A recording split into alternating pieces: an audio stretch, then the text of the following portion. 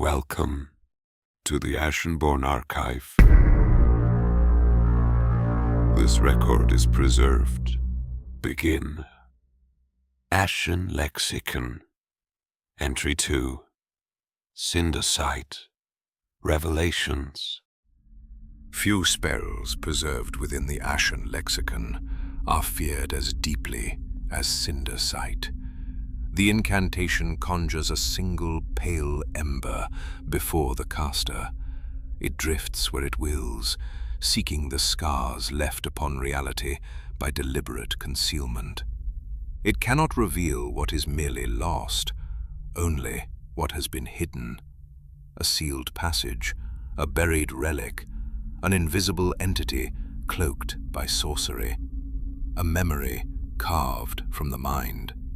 A truth buried beneath a familiar face.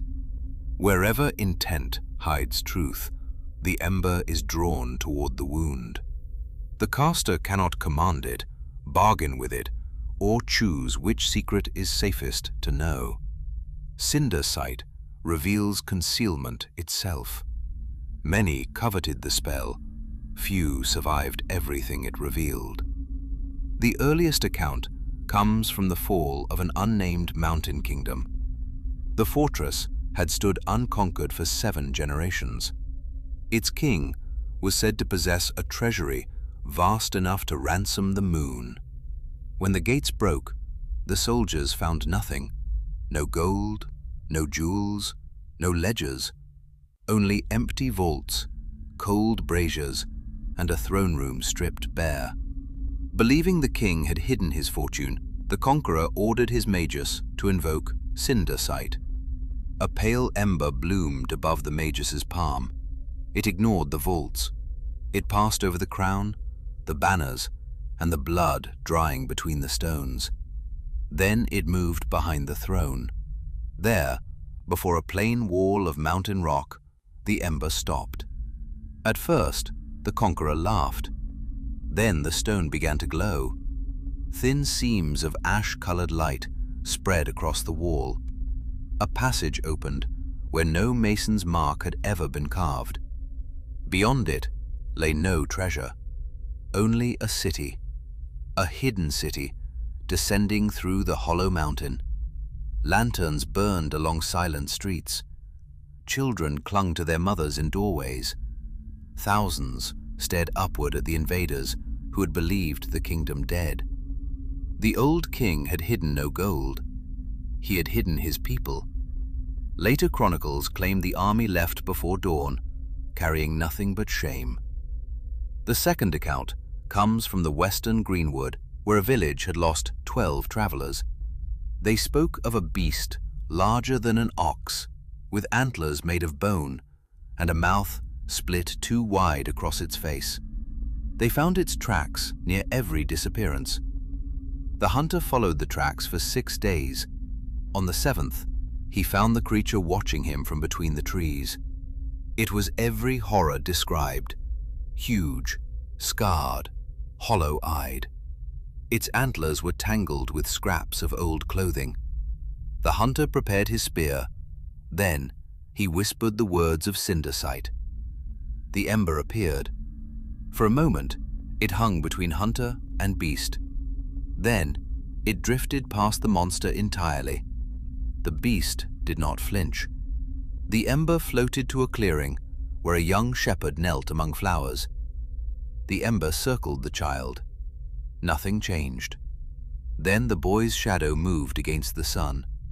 Something thin and many-limbed unfolded from it, clinging to the child's back like a second skeleton.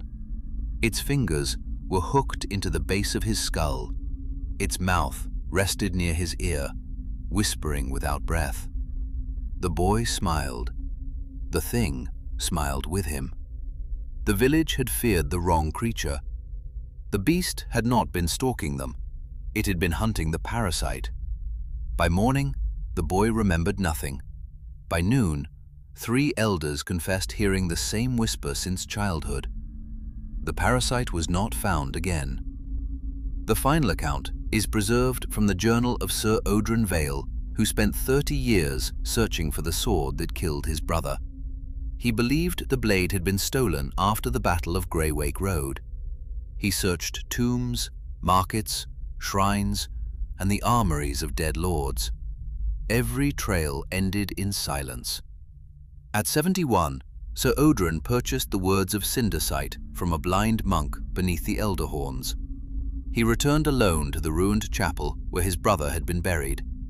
There, surrounded by rainwater and collapsed saints, he cast the spell.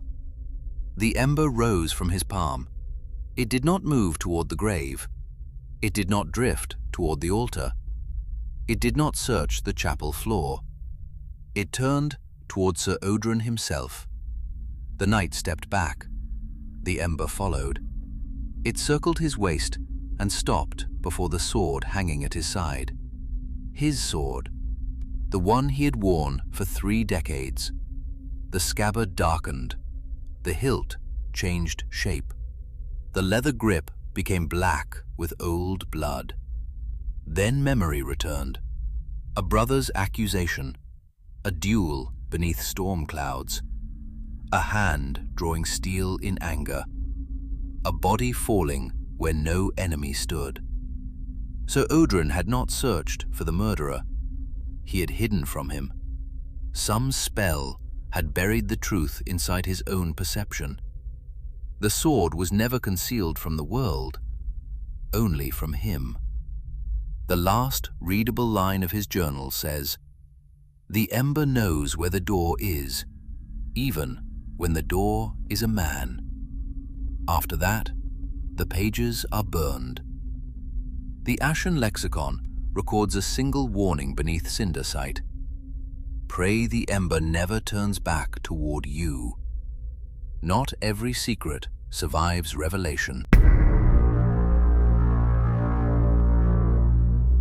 The world of AshenReach also exists as a physical trading card game through collectible Ashenborne Archive relic cards and booster packs. The archivist has authorized a restricted offering for listeners of the codex. For a limited time, listeners may receive an additional sealed booster pack through the sigil phrase, codex. To claim the offering, add 2 single booster packs to your cart at ashenbornearchive.com. Then enter the phrase, codex, at checkout. Ordering instructions and all archive links may be found within the show notes. The excavation continues.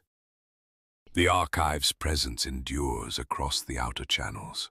Seek the social archives listed in the show notes for visual lore fragments, trading card offerings, and continued dispatches from AshenReach. Follow if you would continue to travel the realm of the Ashenborne Knight, or remain on the outskirts of AshenReach and be forgotten by the archive.